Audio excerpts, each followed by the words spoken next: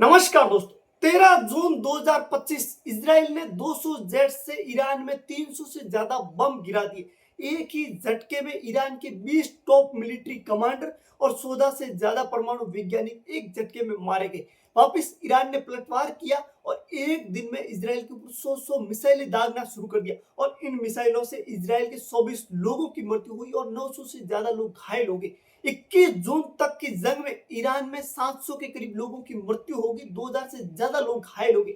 Israel का मकसद Iran को परमाणु शक्ति बनने से रोकना, परमाणु ठिकानों को पूरी तरीके से तबाह करना। सेम मकसद अमेरिकी राष्ट्रपति डोनाल्ड ट्रंप का भी। अमेरिका ने बैक साइड से इजराइल का सपोर्ट करना शुरू कर दिया और बैक साइड से रूस और चीन ईरान के समर्थन में आ गए। इजराइल कंटिन्यू ईरान पर अटैक कर रहा है। फिर ईरान ने भी मिसाइलें दागना शुरू कर दिया। 450 ईरानी मिसाइलों को इजराइल ने इंटरसेप्ट कर दिया, लेकिन 40 मिसाइलें इजराइल के कई शहरों में जाकर के गिरती है, वहां पर भारी तबाही होती है। लेकिन इस 9 दिन चली जंग के अंदर भी ईरान की परमाणु साइट तक इजराइल नहीं पहुंच पाया और ईरान के परमाणु ठिकाने जमीन के अंदर 200 फीट नीचे बनाए गए थे और वो भी बहुत ही मजबूत कंक्रीट के बनाए गए। उनको तोड़ना इजराइल के लिए नामुमकिन सा था। केवल अमेरिकी B-2 बॉम्बर की बॉम्ब से ही उन साइट्स को तबाह किया जा सकता था। 21 जून की सुबह अमेरिकी B-2 बॉम्बर ने ईरान की न्यूक्लियर साइट के ऊपर अटैक किया और उनको तबाह कर दिया।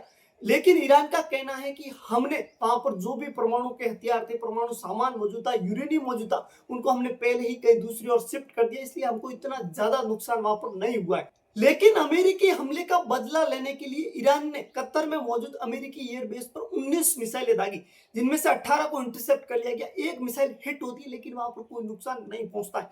मंगलवार की सुबह डोनाल्ड ट्रंप कहते हैं कि मुझे यह बताते हुए खुशी हो रही है कि दोनों देश सीज फायर के लिए राजी हो गए।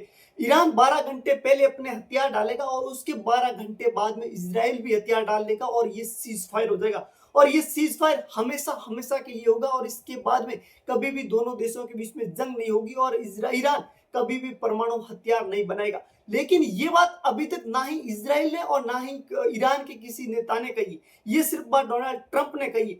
अगर डोनाल्ड ट्रंप की ये बात सच हो जाती है, दोनों देश सीज फायर के लिए राजी हो जाते, तो वहां पर पूरी तरीके से शांति आ जाएगी आने वाले टाइम।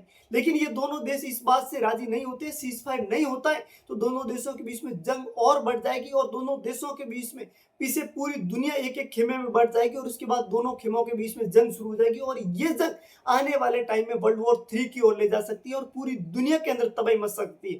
दोस्तों, ये जानकारी आपको कैसी लगी कमेंट में बताइए और ऐसे इंफॉर्मेटिव वीडियोस के लिए हमारे चैनल को सब्सक्राइब कीजिए।